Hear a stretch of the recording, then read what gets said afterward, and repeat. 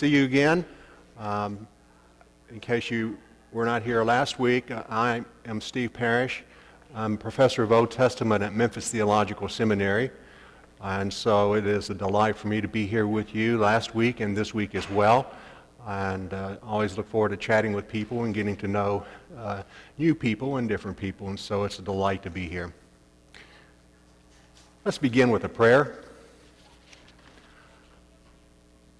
Holy God, we are heirs to the story, and we ourselves are caught up in that story by virtue of being your people. We ask that you make us aware of your presence and open to your word as we study and as we seek to grow in faith and knowledge and understanding. Through Christ our Lord we pray. Amen. Okay, last week, just as sort of a recap, we were talking about a period of Israel's history. This is a perpetual problem I have. We were talking about a period of Israel's history that transpired in roughly the 9th century before the Common Era, or we would be able to think of a time frame around 850 or something of that sort, and dealing a lot with the prophet Elijah. Excuse me. A lot with the prophet Elijah. And I'm not going to go back and recap all of that. There was at least one other thing that I wanted to say about Elijah before we turn the page on that completely, and so I'll kind of pick up just a little bit where we left out. We were looking at 1 Kings 18. That was the story that talks about Elijah's contest with the prophets of Baal on Mount Carmel, where they build the altar, and the prophets of Baal get a chance to pray to their God to light the sacrifice. And as we remember the story, that didn't work out. And so Elijah prays to Israel's God, and the sacrifice is consumed. At that point, there was this interesting side note that we didn't get to. Elijah then has all of the prophets of Baal killed. Well, it's one of those rather gruesome and brutal sides of the biblical text that we encounter quite a bit. I had a professor, Walter Harrelson, who said that, well, you can't really understand the story that goes on in 1 Kings 18 unless you also understand the story that transpires a bit later in 1 Kings 21. In chapter 18, what was actually demonstrated is that God, Israel's God, Yahweh, is the one who controls the storms and causes the rain to fall, that causes all of the crops to grow. And indeed, Baal is not the fertility god that the people believed him to be. And so Yahweh is the one who has charge of those particular aspects of the created world. Chapter 21 says that yes, that's true, but that's not all there is to Yahweh. It is a story about a guy named Naboth who has a vineyard. And the king of Israel, who at this time is Ahab, would like to get that little farm of Naboth's for a vegetable garden. And he makes him an offer on the price for it, a fair price. Naboth wouldn't sell. Ahab knows what's going on when he says no. He goes back to the palace and he mopes around dejectedly, as men sometimes do when they don't get the things that they want. And Jezebel notices his moping around. Remember, Jezebel is not an Israelite. She is a Phoenician who married Ahab, the king of Israel. Now, to her way of thinking, the fact that the king doesn't just take the land that he wants is incomprehensible. And so what she does is to devise a plan by which then Ahab can get the land. Essentially what she does is hatches a plot and has a group of people who say that they have heard Naboth curse God and king. In other words, tell a false story, and that transpires, and Naboth is executed for his act of blasphemy and treason. And as a result of that, Ahab is able to inherit the farm. Now, the issue at stake here is this, that land in ancient Israel was not land as we think of it. It was not to be bartered or traded or all of those kinds of things. You invested in it, not like we do. And so as a result of that, it was understood to be property of the family or the clan, and it was to be passed along.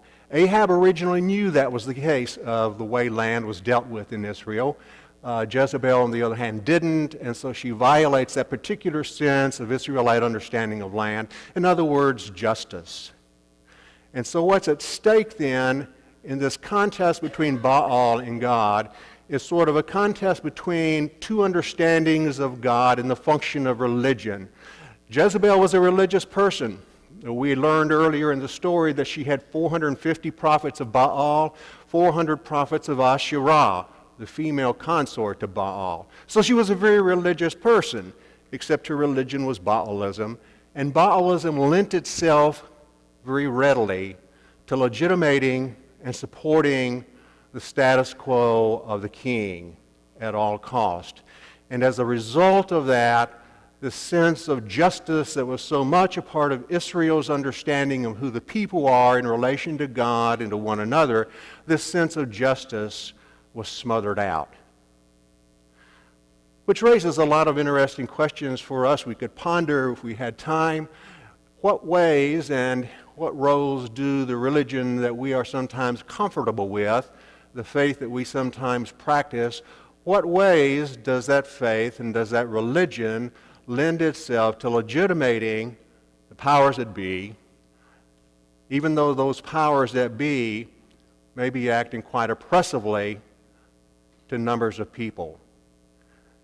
And often our faith does operate in that way, and sometimes we uncritically don't see that, but it's always an important issue to keep before us as we participate in the life of religious communities. To what degree does our faith sometimes allow justice to be smothered out in order to maintain the more comfortable and the easy status quo?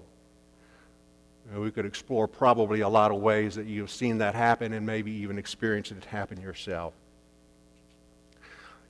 Moving very quickly, last week we did not touch on two other prophets that were mentioned, and we're not going to spend much time with them except to move through very quickly. About 100 years after the time of Elijah, Elijah was operating in the northern kingdom, that is Israel at that time. About 100 years later, two other prophets come along who also operate, who also proclaim the word of the Lord to the northern kingdom. And those prophets are Hosea and Amos. Hosea in particular carries forward that kind of dual emphasis, the dual emphasis upon God as the God who is indeed the creator and sustainer of the world, and God is also the God who is tremendously concerned about justice and righteousness. So that twofold focus carries through Hosea. Time frame we're talking about here would be roughly 750 to so, slightly after that, before the Common Era. As I say, about 100 years later than Elijah was on the scene. And there's one text, if I can get to it here very quickly without losing my notes, that I would refer to for a moment, which illustrates this concern. And it was one of those texts that was on the table for last week. This is found in chapter 4 of the book of Hosea, and it reads like this. Hear the word of the Lord, O people of Israel, for the Lord has an indictment against the inhabitants of the land. There is no faithfulness or loyalty, and no knowledge of God in the land. Swearing, lying, and murder, and stealing, and adultery break out. Bloodshed follows bloodshed. Therefore, the land mourns, and all who live in it languish, together with the wild animals and the birds of the air, even the fish of the sea are perishing. Amazing kind of text to ponder. It follows right on the heels of the first three chapters that talk about the domestic life of Hosea and Gomer and the children that are a part of that marriage. And also, though, talks about, by way of analogy to that relationship, the relationship between God and the people of Israel. And in that particular opening section of the book of Hosea, one of the things that is at stake is that in this marriage relationship, Gomer, the wife, has promiscuous relationships in violation of what is expected in marriage. And it goes on from there. Just as the story wants to say, or the metaphor wants to say, just as Israel has promiscuous relationships with other gods, want to guess who? Baal is still around, has promiscuous relationships with other gods instead of Yahweh. And one of the key words here is this word know. Now, you all have heard to know in the biblical sense of the word, right? So I don't have to explain that to you. It refers to a kind of intimate knowledge, an intimate awareness, more than just simply cognition and a knowing of facts, but a kind of intimacy, the kind of intimacy that is known or shared between a man and a wife. And so Adam can know Eve, and the result of that knowing is the birth of children. Israel has not known Yahweh. Israel has instead known other gods. And so you catch this word here in this first verse. There is no faithfulness or loyalty and no knowledge. No knowledge of God in the land. And as a result of that lack of knowing and that lack of knowledge, you have a list of things that sounds very similar to a list that you can probably think of or you have heard elsewhere in the Old Testament. And you think real quickly where you've heard all of these things stacked together real closely: swearing and lying and murder and stealing and adultery. 10 Commandments, exactly, yeah, that comes to mind. And so what the prophet is grounded in is certainly that covenantal relationship that is at least articulated most clearly in the Decalogue or the 10 Commandments. As a result of a lack of knowledge, then these things occur in the land. What's amazing about that, those things that I mentioned, swearing and lying and stealing and adultery and murder, all of those things, those are things that we typically think about as occurring in the social arena, among people and between people. But you notice the effect of it. It doesn't just stay there. Therefore the land mourns, and all who dwell in it, together with the wild animals, the birds of the air, and even the fish of the sea are perishing.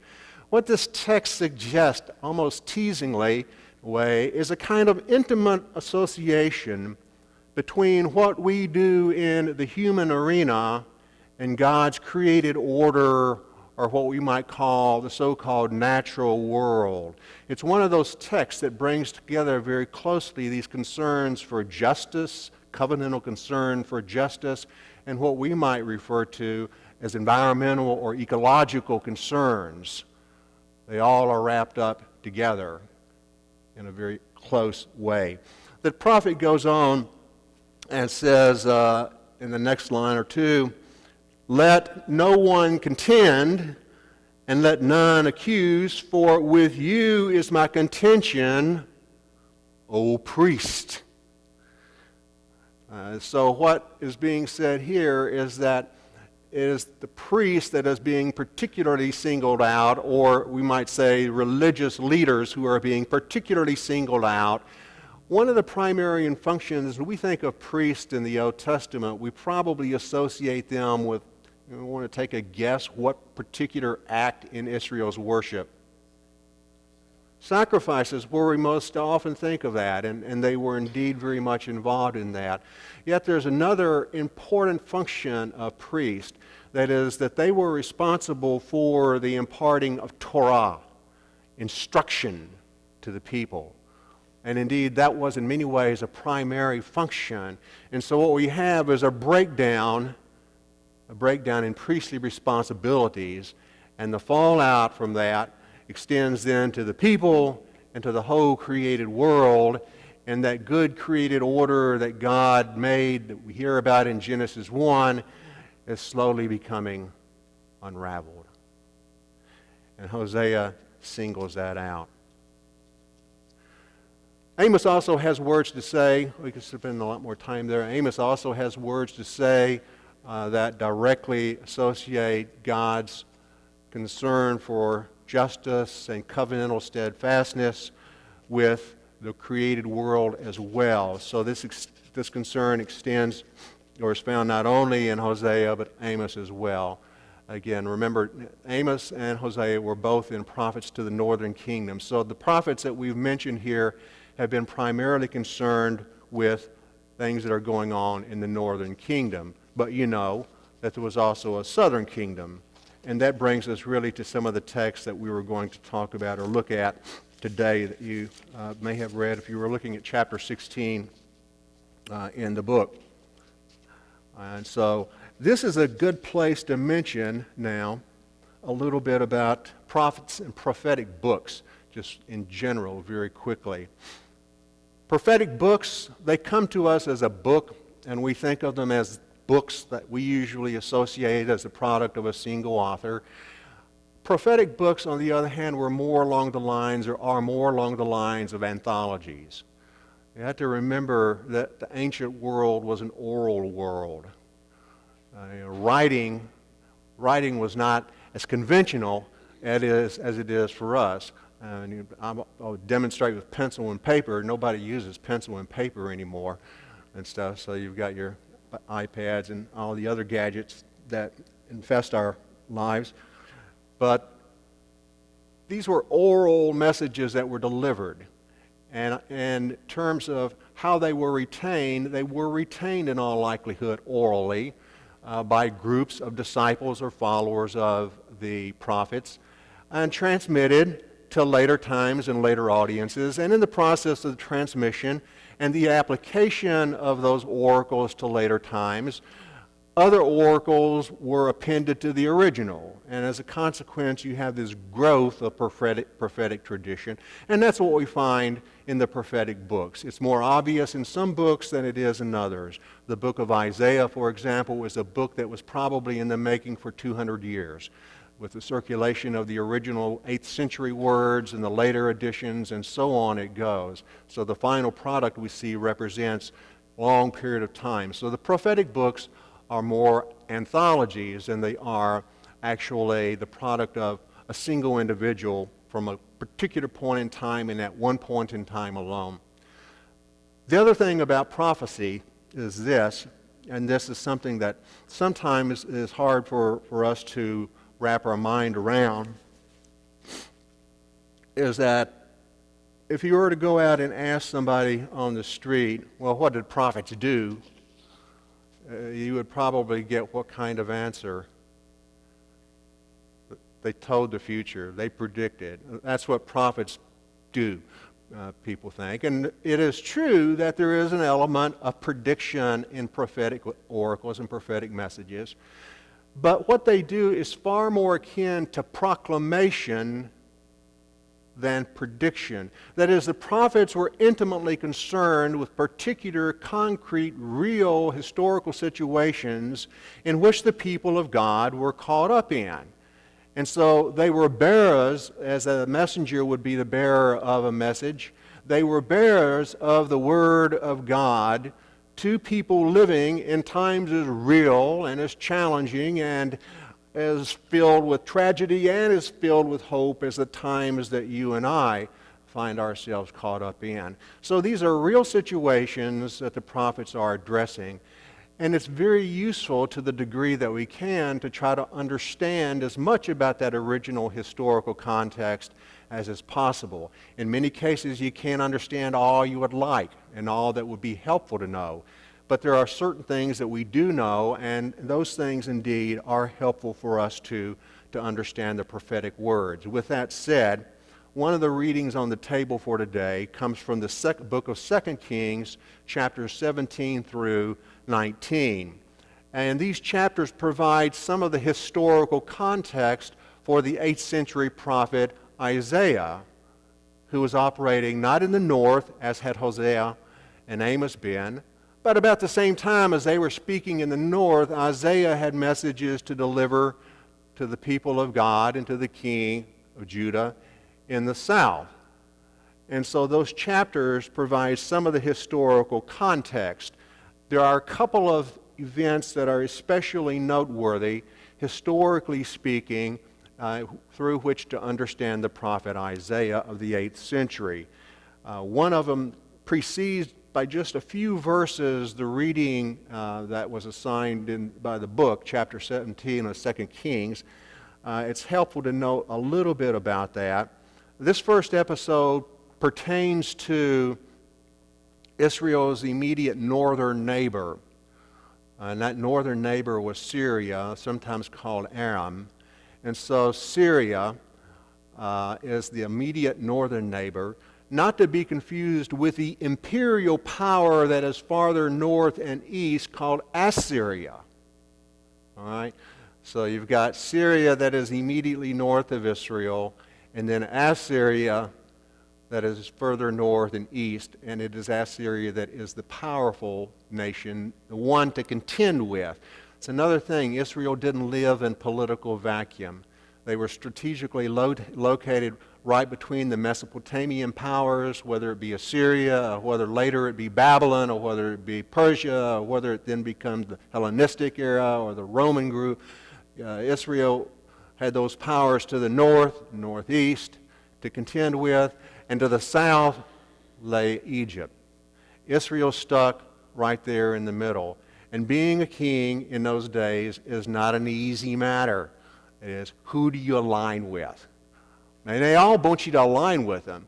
The powers in the north, like Assyria, with imperial expansion modes operating, the only other major player in the world at the time is Egypt. So if you're going to expand, you got to move south. And the way you move south is to go right through Israel. And the people in Egypt, they don't want the people from Assyria to come into their territory, and the way to kind of hold them off is to have Israel in your back pocket, and so they want Israel. And so Israel is stuck and trying to read as best as they can the political situation, the political handwriting on the wall in order to know what would be the most healthy alliance for them to side with. That's a tricky kind of thing. What happens here in the end of chapter 16 relates then to the more minor player right to Israel's north, Syria. Syria is also under the thumb of Assyria and doesn't like it because being under the thumb of an imperial power means, more often than not, you got to pay tribute. You got to pay those taxes. And it comes around regularly. And if you don't pay tribute, if you don't pay those taxes, then the dominant power comes looking for their money. In other words, they have a fierce tax collection agency at their disposal, and they are not afraid to use it. So Syria is trying to get out from under the thumb of Assyria, the larger, more powerful entity. In order to do that, you have to have an alliance of smaller states. One can't do it by oneself. But if you get enough of them lined up, the reasoning is, then maybe, just maybe, you can ward off the big tax collector and have some kind of independence yourself. And so this is one of those rare occasions where Syria aligns with the northern territory, Israel, and they're trying to get Judah, the southern half of that kingdom, into the alliance. And Judah doesn't really want to do that. And the king at this time of the year, or at this time of the story, is a king named Ahaz. And so Isaiah is also counseling, don't get involved. Don't get involved in any of this. They still want to come in and force Judah to do it, they being Syria and their northern cousins, Israel. And they're going to do that by replacing the Judean king with another king who will do their own bidding. So that's the political mess that's going on. And Isaiah counsels, don't get involved in that. The time frame we're talking about is 734 to 732 before the Common Era. So in other words, maintain your independence, faith in Yahweh, faith in God, and not faith in political alliances. That's easy to say, and it's a lot harder to do. And the end result of this is Ahaz doesn't completely abide by the prophetic word. but eventually sends to the northern the further north, to Assyria. I have a PowerPoint that makes this a little easier to follow, but but Assyria, to come down and help them out. And Assyria, say, yeah, glad to do it. We'll come down and help you out. And they do. They come down and put down this little rebellion, Israel's northern neighbors, Judah's northern neighbors. The result of that, though, is that Judah has sent for the help, and when Judah sends for help, then Judah starts paying taxes. And people don't like that. And so you have all this fighting back and forth among segments of the population. Do we rebel and not pay taxes, or do we, keep giving all of our grain and all of our cattle and all of this and that to these foreign powers? And again, that's the political situation. The second major episode occurs about 30 years later, and this is the one that is picked up more specifically in the 2 Kings material that you looked at. It pertains to the rule of Judah during the time of Hezekiah, and the Assyrian king has this neat, catchy name, Sennacherib. Yeah, I tell students in my classes that if any of them, are in the market for a name for an upcoming newborn child, whether it be their own or whether it be a grandchild or something of that sort, then I've got a lot of them to offer along the way. I haven't had many takers yet. My oldest daughter is expecting their third child in around May, and I'm kind of passing along the name Nimrod right now. They're not buying it at all. But during this particular time frame of 701, what you actually have is Sennacherib of Assyria, who comes down to Judah because Judah has again withheld tax payments and besieges Jerusalem and is camped outside of Jerusalem. And it's a terrifying situation. Hezekiah seeks the counsel of Isaiah, and Isaiah says, don't be afraid. The king is not going to come in here. The king will not shoot an arrow into the city, and Jerusalem will emerge unscathed. A key passage, because one of the things that does, which proves true, it's a good news for Israel or for Judah at this time, but one of the things that does is it gets ingrained in Judah's religious thought and sort of religious imagination, and they reach the idea that Jerusalem cannot fall under any set of circumstances, and that's an idea that later prophets like Jeremiah will have to challenge and tackle. But this is an interesting place. This is one of those places, we begin to see these now, where you find material from ancient Near Eastern sources that tell us certain events. They're not really reported in full detail in the biblical text, and we have one such case in this, Sennacherib. It's called Sennacherib's prism. It's a little object, as I recall, about 17 or 18 inches tall, 5 or 6-sided, written in a Syro-Babylonian language. And on that is this reference to Sennacherib having Hezekiah shut up or caged up like a bird inside the walls. So it's alluding to this particular event. Again, it is Isaiah's message that they should rely on Yahweh rather than in political alliances. Okay, a little bit more about Isaiah real quickly here then, and keep an eye on time with this. I want to one of these is going to be a very, very well-known chapter for you, chapter 6, which is a part of the reading. I think in order to kind of appreciate what's going on here, it's good to have a little bit of a prelude into reading chapter 6. This is the prophetic message, and you'll recognize this. It's one of those places where there's a kinship to Elijah that we've already talked about. I'm in chapter 5. And at It begins with this song of the vineyard. That is, it's written as a love song. And so this is a song concerning the vineyard of the beloved, or in this case, the way it plays out, if we want to think of this as between God and Israel. Let me sing for my beloved my love song concerning his vineyard. My beloved had a vineyard on a very fertile hill. He dug it and cleared it of stones and planted it with choice vines. He built a watchtower in the midst of it and hewed out a wine vat in it. He expected it to yield grapes, but it yielded wild grapes.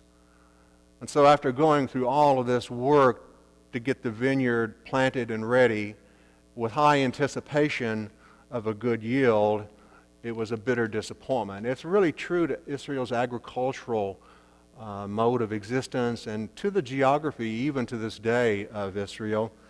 You can drive around in southern Israel, particularly where vines and things are grown on the hillside, and I've never seen as many rocks.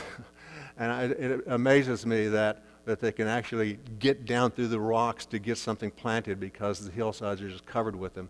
I grew up farming in Kentucky and sometimes had to go out and pick up rocks from the field after we cultivated it, get ready to plant it.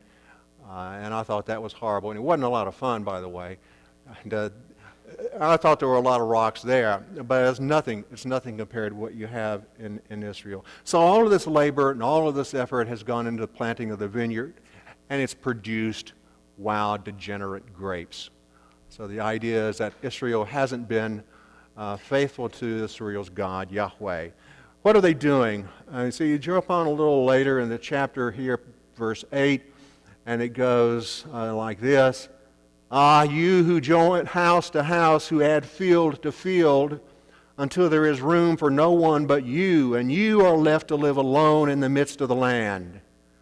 For the Lord of hosts has sworn in my hearing, surely many houses shall be desolate, large and beautiful houses without inhabitants.